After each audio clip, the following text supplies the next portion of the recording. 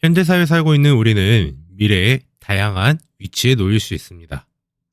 아무것도 일 안 하고 사는 백수가 될 수도 있고요. 한 기업을 이끄는 사장님이 될 수도 있고, 건물주가 될 수도 있습니다. 그리고 한 대기업의 대표이사가 될 수도 있고, 금수저 불고 태어나서 재벌 2세가 될 수도 있습니다. 하지만 우리는 대부분 노동자, 근로자의 삶을 살게 되죠. 그래서 이 노동자들의 기본적으로 보장받아야 할 권리를 노동인권이라고 합니다. 이 노동인권은 언제서부터 이야기를 했는지 보면은 유엔의 세계인권선언에서는 모든 사람에게는 노동, 자유로운 직업선택, 적절하고 알맞은 노동조건, 실업에 대한 보호를 요구할 권리가 있다라고 이야기하고 있고요. 대한민국 헌법 제32조 제1항에서도 모든 국민은 근로의 권리를 가진다. 국가는 사회적, 경제적 방법으로 근로자의 고용의 증진과 적정 임금의 보장에 노력해야 하며 법률이 정하는 바에 의하여 최저임금제를 시행하여야 한다라고 명시하고 있습니다. 이처럼 우리 근로자들은 기본적으로 보장받아야 할 권리가 있다라고 우리나라의 헌법과 유엔 세계인권선언에서는 이렇게 이야기하고 있는 겁니다. 그럼 이제부터 우리가 보장받아야 할 기본 권리, 그거는 바로 근로계약서에 있는 내용들을 살펴보면서 보겠습니다. 우리가 일을 하게 된다면은 장기간의 근로든지 아니면 단기간 아르바이트든지 반드시 작성해야 되는 게 표준 근로계약서입니다. 이 표준 근로계약서에 포함되어야 할 기본 권리가 어떤 것들이 있는지 이 근로계약서 양식을 보면서 살펴볼게요. 첫 번째, 이 근로계약서에는 사업주와 근로자가 서로 합의해서 쓴다라고 하면 첫 번째 쓰는 게 근로계약기간입니다. 그래서 몇 년 몇 월 며칠부터 몇 년 몇 월 며칠까지 우리 근로를 할 거다라고 하는데요.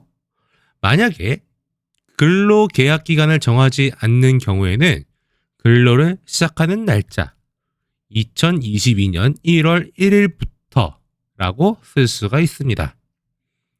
여기에서 근로 시작하는 날짜만 써놓는 것이 우리가 흔히 이야기하는 정규직이고요. 그 다음에 몇 년 몇 월 며칠부터 몇 년 몇 월 며칠까지 해서 근로가 끝나는 기간을 명시하는 게 계약직인 겁니다. 그래서 정규직, 계약직의 차이가 있다곤 하지만 그 차이를 떠나서도 바로 이렇게 근로계약서에서 계약기간을 명시해야 합니다.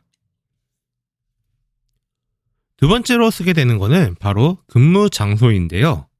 일을 하기 위한 장소를 쓰는 겁니다.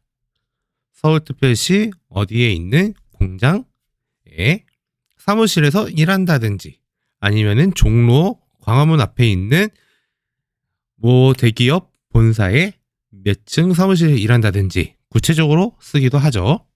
업무 내용, 무엇을 일할 건지에 대해서 쓰는 건데요. 만 18세 미만은 절대 일할 수 없는 곳이 있습니다.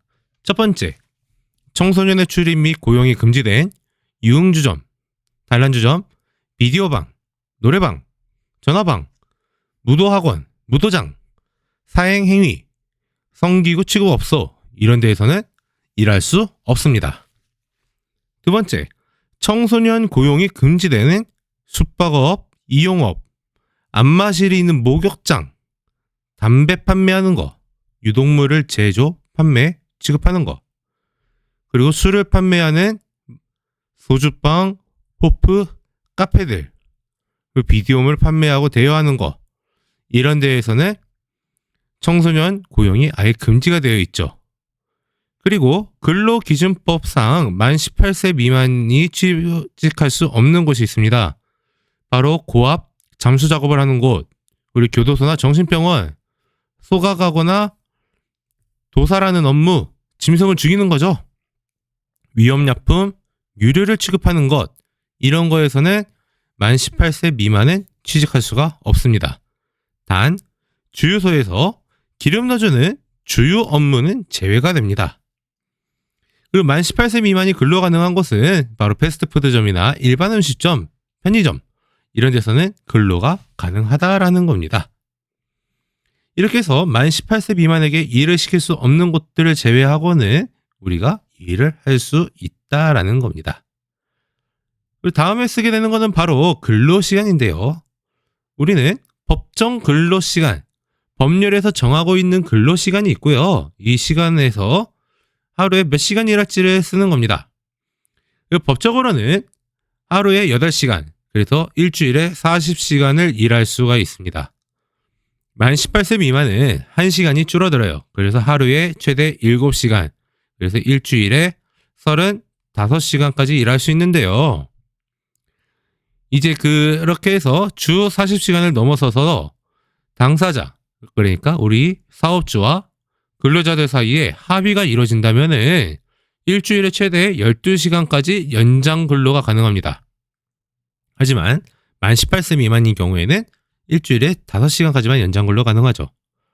다시 정리하면 만 18세 미만은 하루에 7시간씩 일주일에 35시간 일하고 합의가 이루어질 경우에 일주일에 40시간까지 일할 수 있다라는 거고요.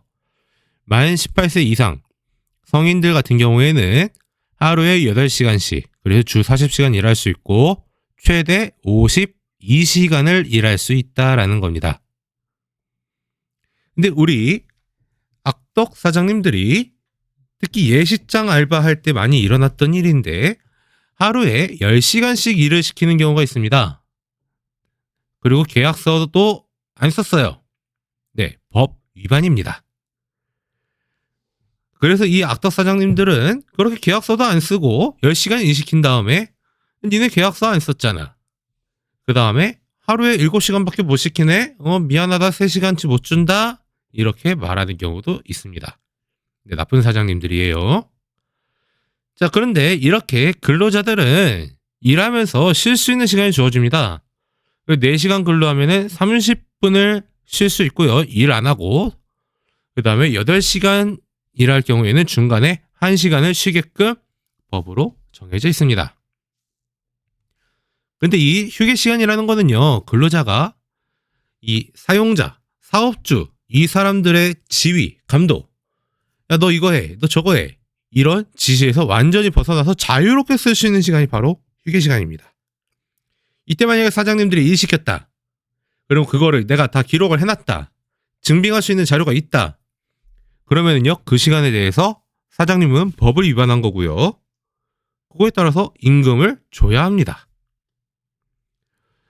자, 근데 이제 우리가 사장님들하고 실제 근로자들하고 트러블이 빚는 것들이 있습니다. 이게 과연 근무 시간이냐 아니냐라는 건데요. 먼저 근무 시간에 포함되는 사례들 보죠.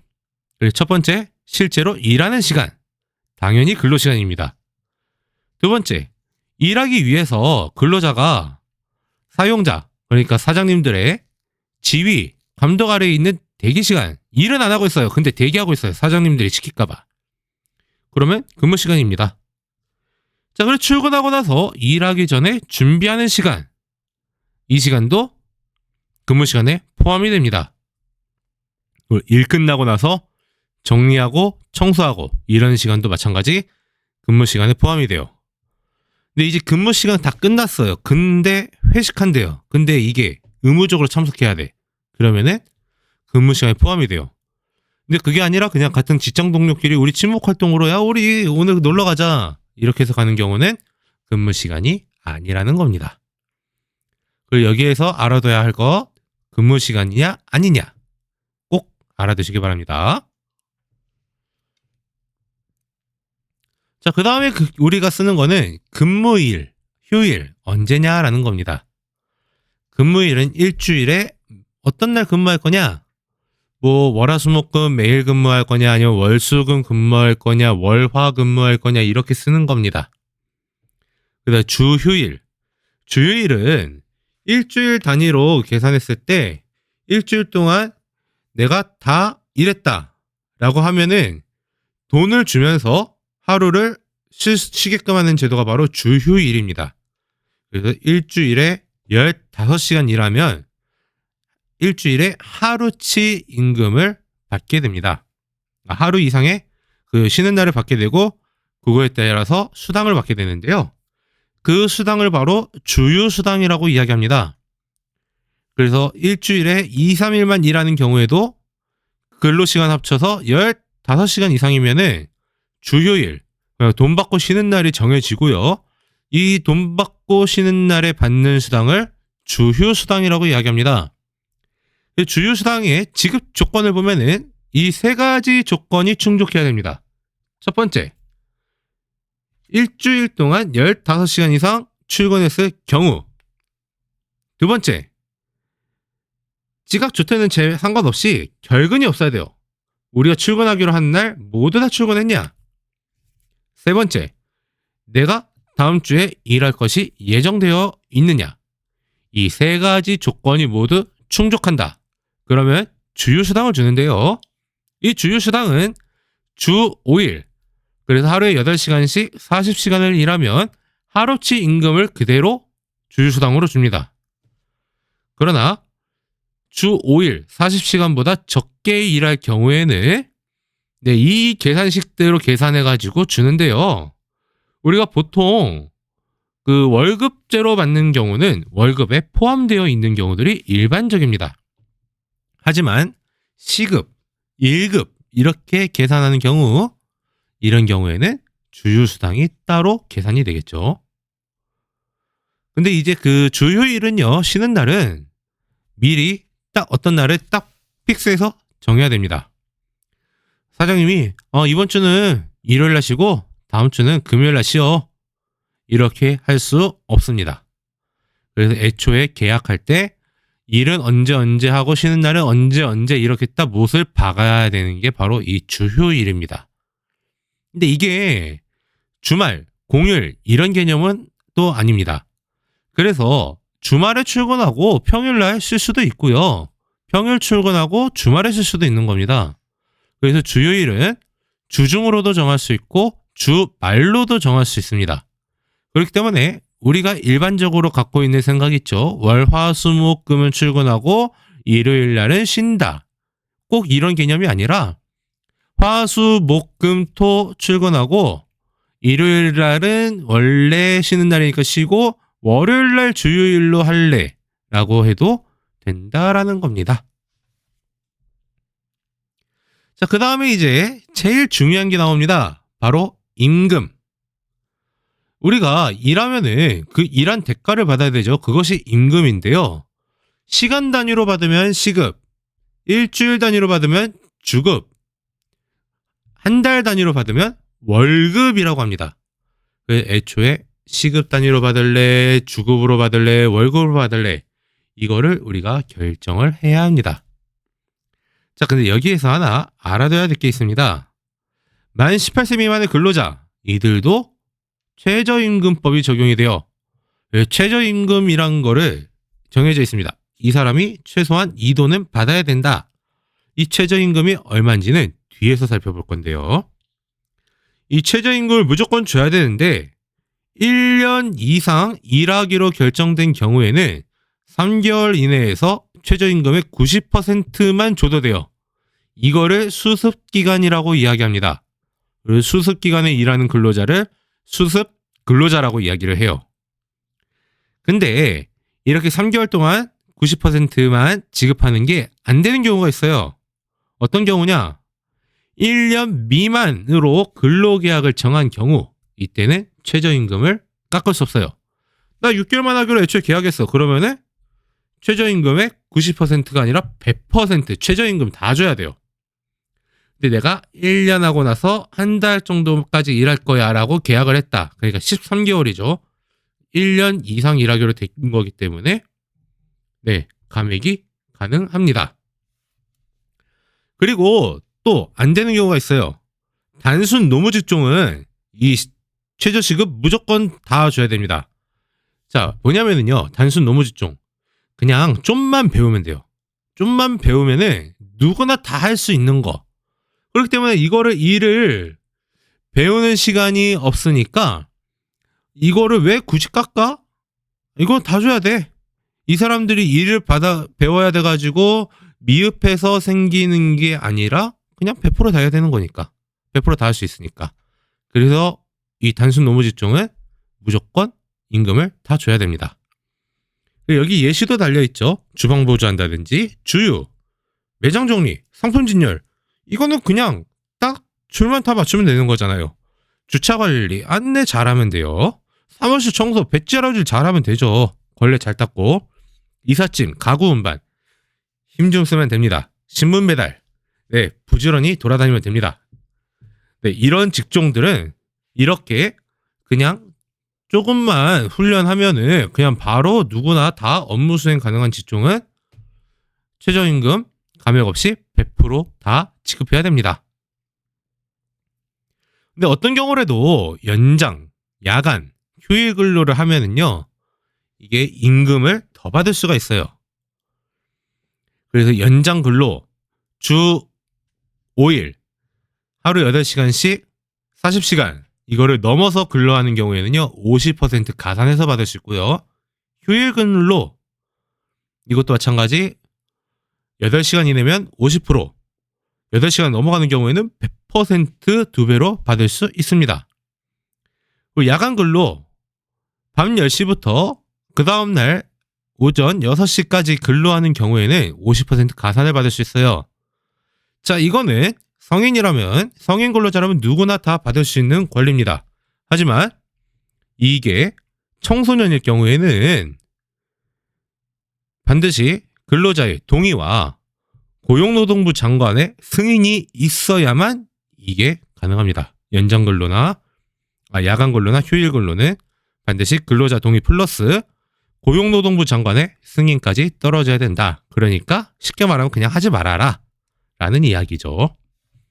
근데 우리 악덕 사장님들이 이거를 안 지키시고 그냥 시키는 경우가 있어요. 청소년들이 잘 모르니까. 네, 이렇게 알아두면은 우리가 잘 챙길 수 있는 겁니다. 근데 우리가 알아둬야 될 게 있어요. 사장님들이 야, 너가 무단으로 결근했네? 야, 너가 우리 가게 그릇 깼네? 그래서 야 임금에서 깔게 라고 하는데, 네, 그러면 안 됩니다. 무조건 근로일수 제대로 계산해가지고 반드시 돈을 줘야 돼요. 그 다음에 이 손해배상이죠. 그릇 깼으니까 그릇 깬 값을 내라 라는 식으로 따로 손해배상을 받는 방법으로 해야지, 애초에 처음부터 이거 그릇 깼네? 지각했네? 임금 깎을게 이렇게 하면 안 된다라는 거예요. 그 다음에 사업주가 어떤 이유에서든 최저임금보다 적은 돈을 줬다. 그러면은 3년 이내에 최저임금보다 미달된 돈만큼을 추가로 내놔라고 할 수 있어요. 이때는 20%의 지연이자를 쳐서 받아요. 그래서 이렇게 할 수 있는데요. 일단 최저임금을 위반한 계약은 또 법적 효력이 없어요. 내가 최저임금이 9,000원인데 8,000원에 계약을 했다. 네, 9,000원으로 줘야 된다라는 이야기예요. 그러면은 이제 지난 5년 동안 최저임금이 어떻게 바뀌었는지 한번 볼게요. 2018년에는 시간당 7,530원이었던 게 2019년에는 8,350원, 2020년에는 8,590원, 2021년에는 8,720원, 그리고 내년 2022년부터는 9,160원의 최저임금이 정해졌습니다. 자, 우리가 한 달에 근로하는 시간이 209시간으로 계산을 합니다. 정확하게는 208점 몇이 나오는데요. 이거를 반올림해서 209로 계산을 합니다. 그래서 2018년에는 한 달에 최저 157만 3,770원, 2019년에는 174만 5,150원, 2020년에는 179만 5,310원, 2021년에는 182만 2,480원, 그리고 내년도 2020년에는 191만 4,440원이라는 돈을 한 달에 받을 수 있다라는 겁니다. 근데 이거는, 이 월급은 하루에 8시간씩 주 40시간 일했을 때를 가정하고 계산한 거기 때문에 그때그때 변동사항은 생길 수 있는 겁니다. 가장 중요한 임금, 이 최저임금은 무조건 사장님들 지켜야 된다. 사장님들, 나쁜 사장님들 이대로 안 준다? 우리는 이거를 청구해서 받아낼 수 있다라는 겁니다. 자, 근데 이 임금에는요, 월급, 시급 이런 거 말고 상여금이라는 게 있어요. 흔히 말하는 보너스입니다. 명절에 준다 그러면 명절 상여금, 성과 났네 성과 상여금, 이런 상여금들이 얼마를 줄 건지, 언제 얼마 줄 건지 이런 것 내용 써야 된다라는 이야기예요.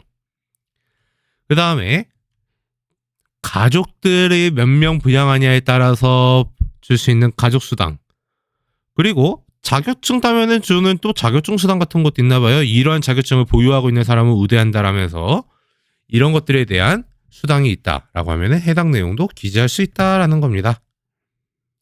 자, 이렇게 해서 월급 혹은 시급, 주급 이런 것들, 상여금과 기타 수당까지 포함해서 이거를 언제 지급할래라고 정할 수 있고요. 정해야 되고요, 반드시. 그리고 근로자한테 직접 현금으로 줄 거야, 아니면 계좌로 싸줄 거야, 이런 건데요. 일단은 우리가 임금 지급의 원칙 4가지를 반드시 알고 있어야 됩니다. 첫 번째, 통합을 원칙. 현금인 돈으로 줘야 돼요. 상품권, 물건, 수표 이런 걸로 지급하면 안 된다라는 겁니다. 요즘은 잘 안 쓰는 건데 수표, 네, 현금하고 똑같은 가치를 가지고는 있습니다. 하지만 발급한 사람이 분실신고해가지고 수표번호 알고서 분실신고해버리면은 효력이 없어져요. 현금으로서의 가치가 떨어진다라는 겁니다. 가치가 상실된다라는 겁니다. 그러니까 수표로 100만 원짜리 수표로 월급을 줬다. 그래서 근로자는 받아갔다. 근데 이거를 은행에서 현금으로 바꾸기 전에 우리 나쁜 사장님들이 이거 분실신고 해버린다. 그럼 100만 원 날라간 거예요. 근데 이러면 안 되니까 현금인 돈으로 직접 지급해야 된다라는 겁니다. 두 번째 원칙, 직접불의 원칙. 근로자 본인에게 직접 줘야 돼요. 근데 요즘은 주로 은행 계좌에다가 입금을 해버리죠. 근로자 명의의 은행 계좌에다가 바로 입금해가지고 현금으로 은행 통해서 직접 전달하게 됩니다. 세 번째, 정기불의 원칙. 매달 지급일을 결정해서 제출을, 지급을 해야 된다는 거예요. 뭐 5일이면 5일, 10일이면 10일, 17일이면 17일, 25일이면 25일 이런 식으로 딱 정해야 되고요. 네 번째, 전액불의 원칙. 이 근로계약서에 정해놓은 돈은 다 줘야 된다는 거예요. 그래서 이번 달 회사 매출이 좀 적어. 그래서 내가 이거 한꺼번에 못 줄 것 같아. 내가 오늘 주고 저기 일주일 있다가 나머지 줄게. 안 됩니다. 무조건 다 줘야 되는데요.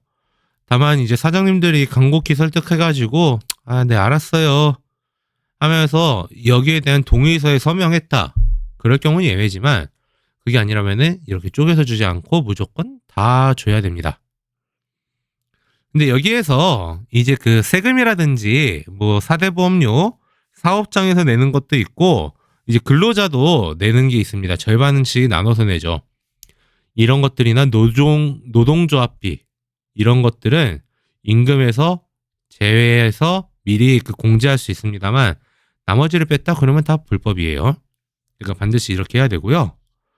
근데 이제 악덕 사장님, 이게 진짜 나쁜 사장님인 거예요. 그래서 한 이틀 일하다 관뒀어요. 네, 그 이틀 일한 만큼 돈 받아야 합니다. 근데 아까도 나왔듯이 실수했다, 지각했다, 그래서 임금 깎으면 안 돼요. 근데 임금을 적게 받거나 강제로 깎였다. 그러면은 그 날로부터 3년 이내에 청구를 해야 됩니다. 근데 이렇게 청구하려면은 언제 저 인간이 어떻게 깎았다 이런 것들에 대한 것들이 기록이 다 있어야 되겠죠. 자, 그 다음에 이제 근로자들의 또 다른 중요한 권리인 휴가입니다. 연차 유급 휴가라고 하고요. 우리는 흔히 연차라고 줄여서 부릅니다. 1년 동안 80% 이상 출근을 하면은요, 다음 연도에 15일의 유급 휴가가 부여가 됩니다. 물론 공무원들은 근로기준법이 아니라 국가공무원법에 적용을 받으니 여기에 해당하지 않습니다. 자, 그래서 1년 동안 80% 이상 출근하면은 다음에 15일의 휴가가 주어지고요. 그 다음에 2년마다 하루씩 증가해요. 그렇게 해서 20년 일하면 10일 늘어나겠죠? 그래서 25일까지 증가할 수 있습니다. 그리고 1년 미만 근로자나 80% 미만 출근했다. 그러면은 한 달에 하루씩 유급휴가가 생겨요. 그래서 1년에 11개일의 유급휴가가 주어지고 12개월째 될 때는 이제 요게 12개월 채웠으니까 15일의 유급휴가가 주어지게 되는 거죠. 자, 근데 우리가 알아둬야 될 게 있어요. 이 연차 유급휴가는요, 근로자가 쉬고 싶을 때 자유롭게 쓸 수 있습니다. 그러니까 사장님들이 이거 쓴다고? 야, 안 돼. 이러면은 안 된다라는 거예요. 무조건 줘야 돼요. 근데 이 근로자가 막 15일 몰아서 쓸 수도 있어요. 근데 이렇게 써가지고 사업 운영하는데 막대한 지장이 있다. 그러면은 이 사장님들은 그 기간을 변경할 수는 있어요. 근데 이제 자기 마음대로 하는 건 아니고 물론 협의는 해야겠죠. 그렇기 때문에 일단은 연차 유급휴가를 신청할 때도 미리 사용자한테 사업장에 영향을 가겠나 안 가나 그걸 한번 살펴봐야 될 필요가 있습니다. 그리고 단시간 근로자, 우리 아르바이트라는 용어는 공식적으로는 없어요. 근데 단시간 근로자 같은 경우에도 근로시간에 비례한 만큼의 유급휴가는 줘야 됩니다. 근데 이 사업장에 근로자 수가 4명 이하일 경우에는 연차 유급휴가를 지급하지 않을 수 있고요. 일주일에 15시간 미만 근로하는 사람한테도 주지 않을 수 있습니다. 그리고 이 연차 유급휴가는요, 1년 내에 쓰지 않으면 없어져요. 날아가요. 그렇기 때문에 날아가면 미사용 연차 휴가 수당을 지급을 해야 돼요. 근데 우리 사장님들이 근로자들한테 이 연차 언제 쓸 거야? 이거 정해줘. 라고 여러 차례 요구했는데 근로자가 안 정하고 안 쓰고 있으면은요, 나중에 이거 연차 휴가 수당 내놔. 라고 했을 때, 야, 우리가 계속 쓰라고 권면했는데 네가 안 썼잖아. 내가 이거 왜 줘? 라고 해서 안 줄 수 있습니다. 이것도 한번 잘 알아두셔야 돼요. 자, 그 다음에 우리 여성 근로자들한테 꼭 알아야 할 권리. 우리 여성들은 한 달에 한 번, 생리 기간이 있죠. 이 기간에는 돈은 못 받아요. 하루 대신에 휴가를 쓸 수 있습니다. 근데 이제 월 1회의 생리 휴가는요, 무급 휴가입니다. 그러니까 돈을 못 받고 쉬는 거예요. 근데 이제 그 근로자와 사용자 사이에, 그러니까 노동조합에서 미리 합의를 한 경우에, 그리고 그 회사 규정에 우리는 그냥 돈 줄 거야 라고 있는 경우에는 그날 그냥 돈 받고 쉴 수 있습니다. 근데 마찬가지 4인 이하 사업장에서는 안 줄 수 있어요. 그리고 이거는 우리 여성들에게는 늘 한 달에 한 번 생리가 돌아오죠. 근데 이거를 나 이번 달 안 썼으니 다음 달에 이틀 쉴래는 안 된다라는 거예요. 무조건 한 달에 한 번 안 썼으면 날아가는 거. 그리고 쓰더라도 다른 휴가와는 다르게 이 생리휴가는 무급, 임금을 못 받고 쉬는 거다라는 거 한번 봐두시기 바랍니다. 자, 이제 그 다음에 어떻게 다 봤는데요. 이 근로계약서는요, 사업주와 근로자 각각 한 부씩 보관하고 있어야 합니다. 근데 여기에서 우리가 하나 알아둬야 될 게 있어요. 바로 휴업수당인데요. 우리 사장님들이 잘못한 게 있어서 휴업을 한다. 그럴 경우에는 이 휴업기간 동안에 임금의 70%를 지급을 해야 돼요. 그것을 휴업수당이라고 합니다. 근데 이 사장님들이 안 줬다. 그러면 임금체불. 그렇게 해서 20% 이자 쳐가지고 받아낼 수 있어요. 근데 우리 사장님들이 잘못하지 않았어. 근데 어쩔 수 없이 쉬어야 돼요. 그럴 경우에는 예외적으로 적용되는 경우가 있습니다. 천재지변, 지진 났다든지 전쟁이 일어났다든지 이럴 때는 어쩔 수 없잖아요. 그리고 사장님들이 정말 열심히 노력했어요. 맨날 점검했음에도 불구하고 사고 났다. 근데 이게 어쩔 수 없는 사고였다. 그럴 경우에는 휴업수당 지급 예외입니다. 안 줘도 된다라는 거예요. 그리고 코시국이 되면서 등장한 건데요. 사업장에서 확진자가 발생했다. 그래서 문 닫았다. 다 자가격리 들어가야 돼서. 그럼 휴업수당 지급 대상이 아니에요. 근데 이게 있습니다. 이 사업장 내에 확진자가 있었어요. 그래서 유증상자나 확진자, 그리고 밀접촉자 얘네들이 있었단 말이죠. 근데 이제 이들에 대한 그 방역 당국의 조치가 끝났어요. 그리고 소독도 다 했습니다. 그런 이후에 자체적으로 휴업을 또 했다. 그러면은 휴업수당 지급 대상이 아닙니다. 그러니까 이미 확진으로 인한 여러 조치를 취할 수 있는 조치를 다 취했는데도 더 쉬었다. 그러면 휴업수당 지급 대상이 아니란 소리입니다. 그리고 코로나가 확산되면서 매출이 줄었다. 그래서 일방적으로 무급휴직을 실시했다. 그러면은요, 네, 휴업수당 무조건 줘야 됩니다. 자, 이렇게 해서 근로계약서에 있는 내용들을 토대로 해서 우리가 기본적으로 봐야 될 권리를 봤다면은 이제부터는 우리가 요즘에는 평생 직장이란 개념이 없죠. 그래서 해고, 잘리거나 퇴직, 스스로 그만두거나 이런 일들이 생기죠. 자, 여기에 대해서 한번 볼 건데요. 먼저 해고에 대해서 한번 보죠. 해고는 우리 사장님들이 근로자는 계속 일하고 싶어요. 근데 사장님들이 그냥 잘랐다. 이게 해고입니다. 근데 이 해고도요, 정당한 절차를 거치면 문제가 안 돼요. 근데 정당한 절차를 거치지 않으면 문제가 됩니다. 먼저 첫 번째, 합리적인 이유가 있어야 돼요. 정당한 이유가 있어야 됩니다. 뭐 이런 거죠. 우리 사업장에 이 사람이 아예 작정하고 막대한 지장을 초래하거나 막대한 손해를 끼쳤다. 정당한 사유 되죠. 두 번째, 서면으로 통보해야 됩니다.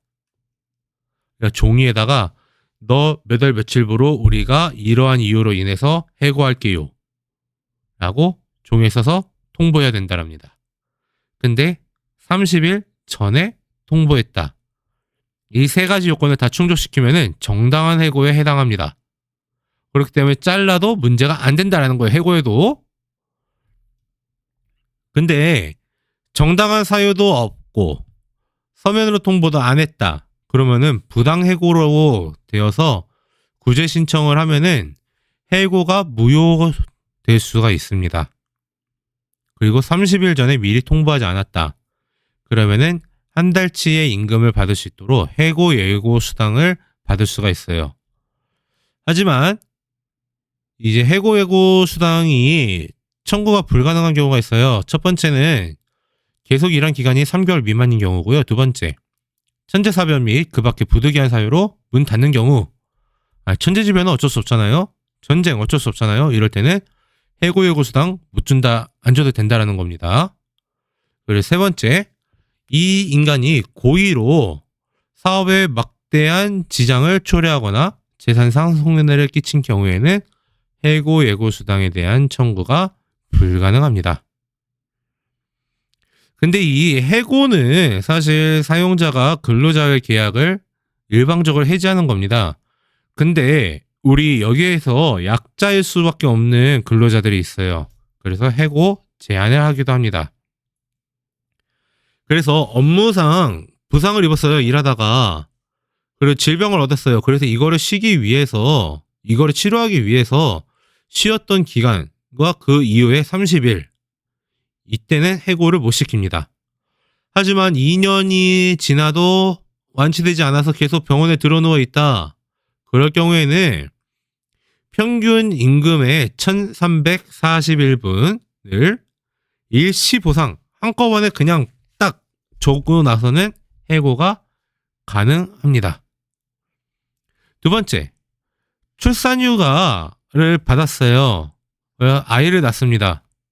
그리고 출산휴가 그렇게 받아놓고서 이 휴가를 보내고 있는 기간, 그리고 그 이후에 30일 동안은 해고 안 돼요. 그 육아휴직 기간, 이때도 해고는 할 수 없다라는 겁니다.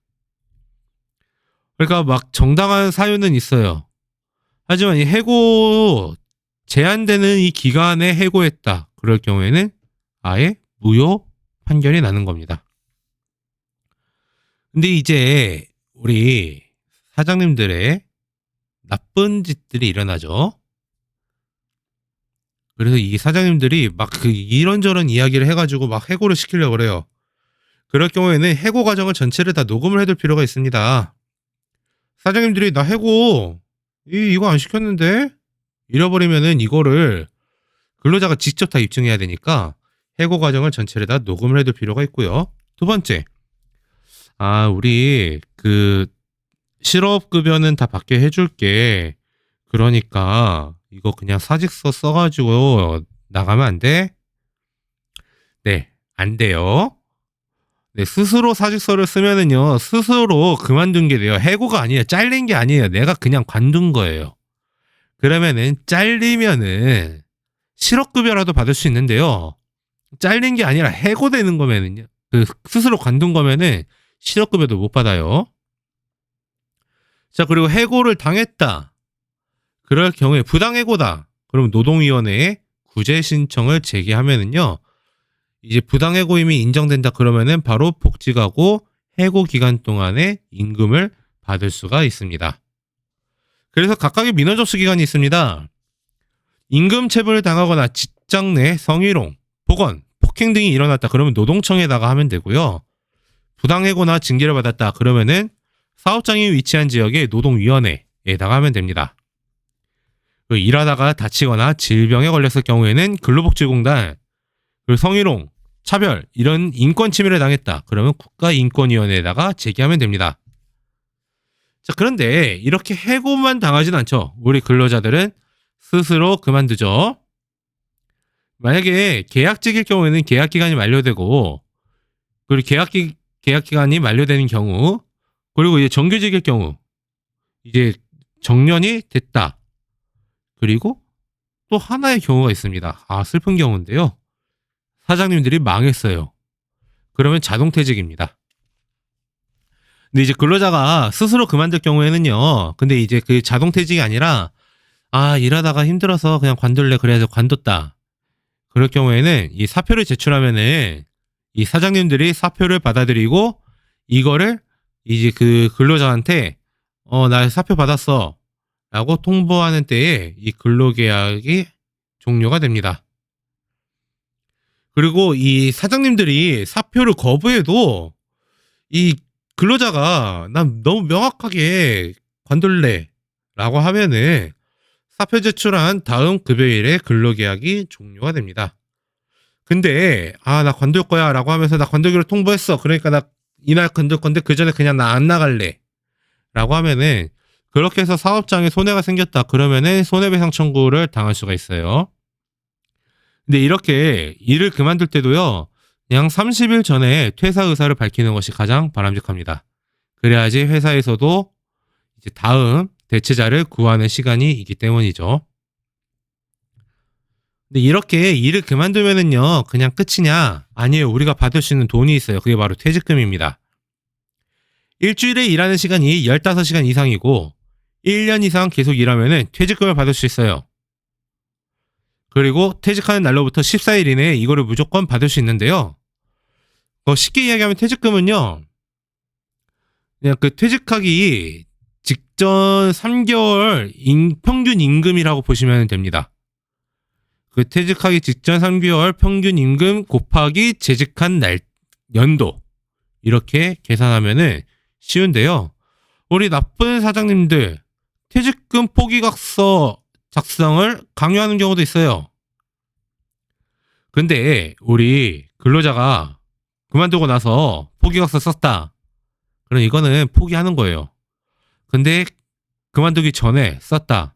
사장님들의 강요에 의해서 효력 없습니다. 퇴직금 무조건 받을 수 있어요. 자, 그러면은 여기에서 우리가 그 한 달에 한 번씩 이렇게 임금 명세서를 이제 받게 됩니다. 2021년 11월부터 반드시 사장님들은 주도로 법제화되었어요. 근데 우리 사장님들 돈 안 주는 경우 있죠? 이거를 방지하기 위해서는요, 근로계약 시에 근로기간을 명확하게 정해야 합니다. 근데 우리 아프떡 사장님들, 네, 온갖 머리를 다 굴리세요. 그러니까 본인이 갖고 있는 달력이나 다이어리에 내가 실제 몇 시에 출근했고 몇 시까지 일했는지 이런 거 다 표시해야 되고요. 그 다음에 우리 나쁜 사장님들 강제로 일시켜요. 연장근로, 야간근로, 휴일근로 거부 가능합니다.